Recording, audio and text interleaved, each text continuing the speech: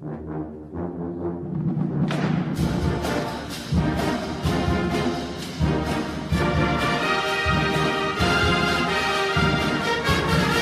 again, friends, and welcome into Gamecock Central Radio. Emerson Phillips with our columnist, Scott Davis. 56-35, Clemson beat the Gamecocks Saturday night up at Memorial Stadium in Clemson, and the headline of Scott's new column is on Gamecock Central right now, and it is Serenity Now.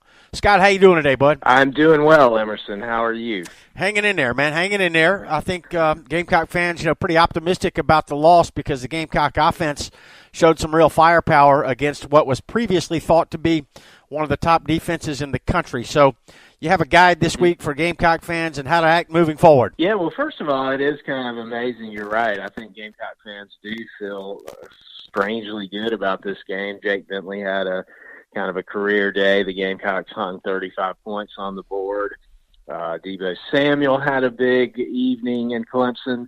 And yet, at the end of the day, you look at it, it was just 2013 when South Carolina was coming off winning its fifth consecutive game against the Tigers. And now we, just a few short years later, are feeling pretty good about the fact that South Carolina only lost 56-35 to their arch rivals for the fifth straight year. So that kind of puts it into perspective.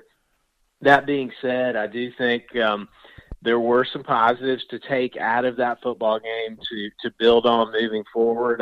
You hope that eventually Will Muschamp and Travaris Robinson are going to figure out how to fix this defense.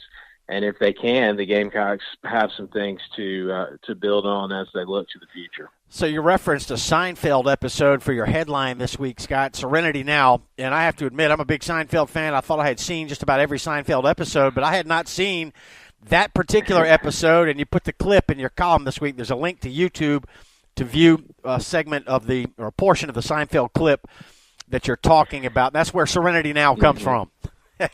Yeah, Serenity Now, George's dad, if you watch the show, who was always kind of a colorful figure on the show, had some anger issues and was told by someone anytime he felt the anger coming on just to scream out Serenity Now. So many of the other characters began to adopt it too. The one that the clip that's included in the column is one of Kramer attempting to adopt that phrase as a way to quell the anger and frustration boiling up.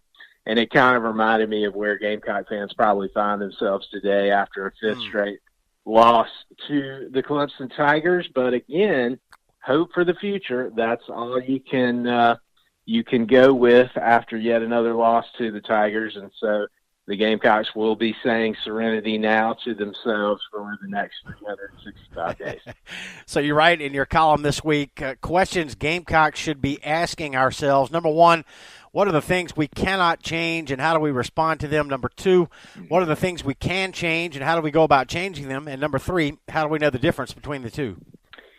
Yeah, there are things that can't be changed. One is history, tradition. South Carolina just doesn't have a lot of it right now. There's nothing anybody can do about that. You can't create history and tradition with the snap of your fingers. It's something that's got to be built over time, over the course of years.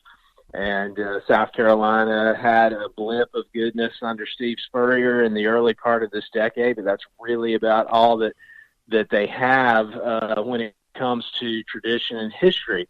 Places like Clemson, unfortunately, particularly after what they've accomplished in the last 5 years, do have some tradition and history to sell.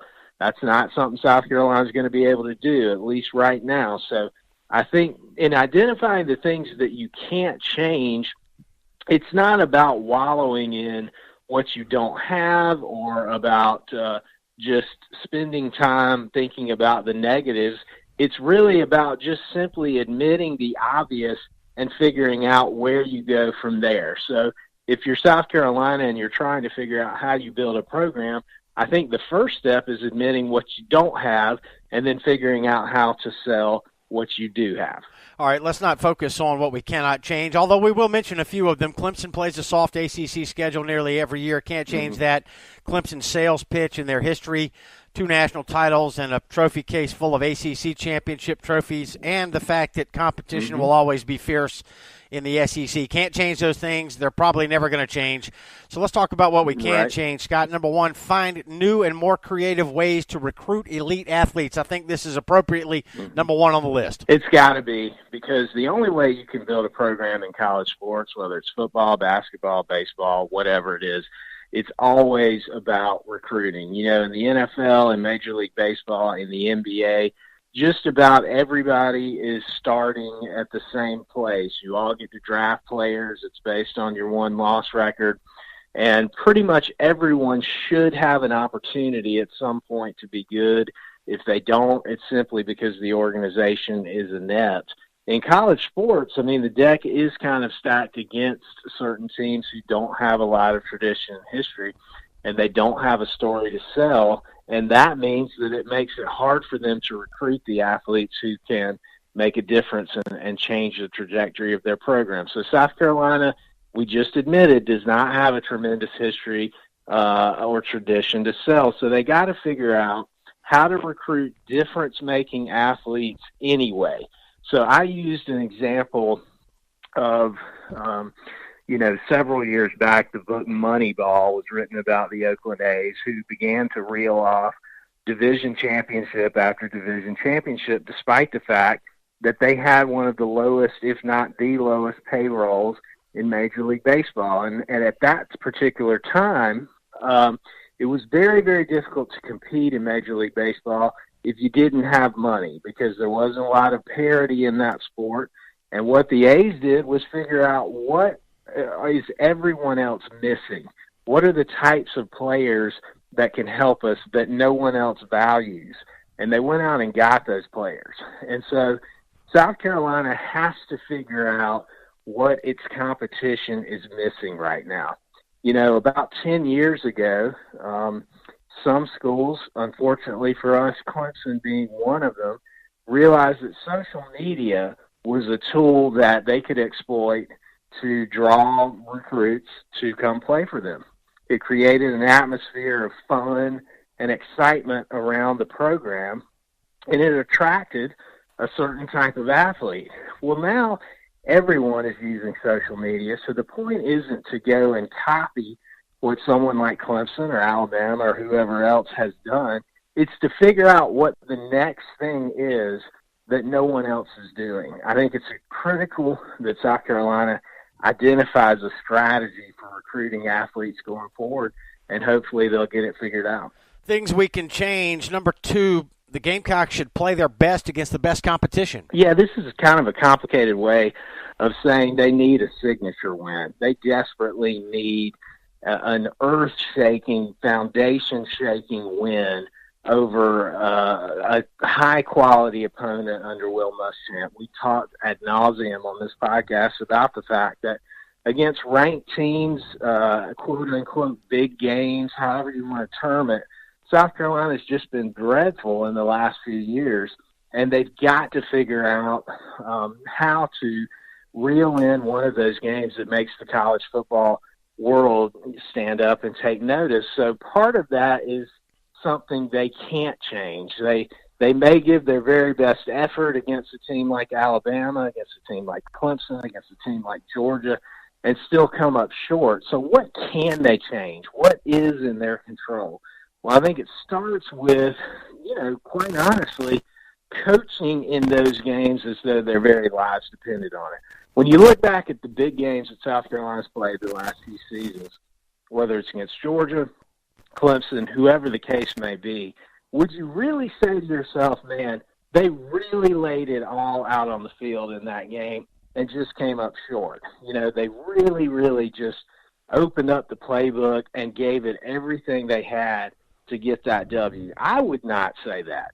And I think that if South Carolina is going to win one of these games, or at least put themselves in a position to win one, that has to change.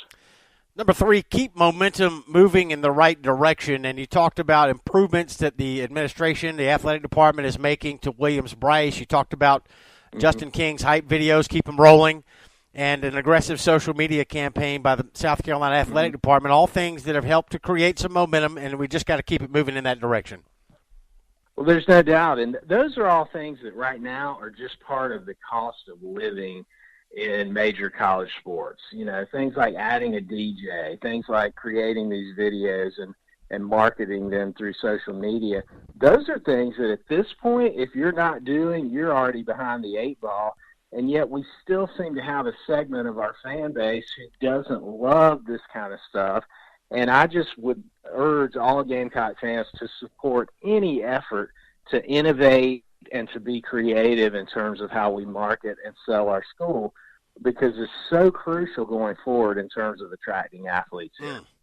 Yeah, if you're over the age of 40 or 45, you know, an aggressive social media campaign by the athletics department might not seem very important to you, but to younger generations, I can assure you it is.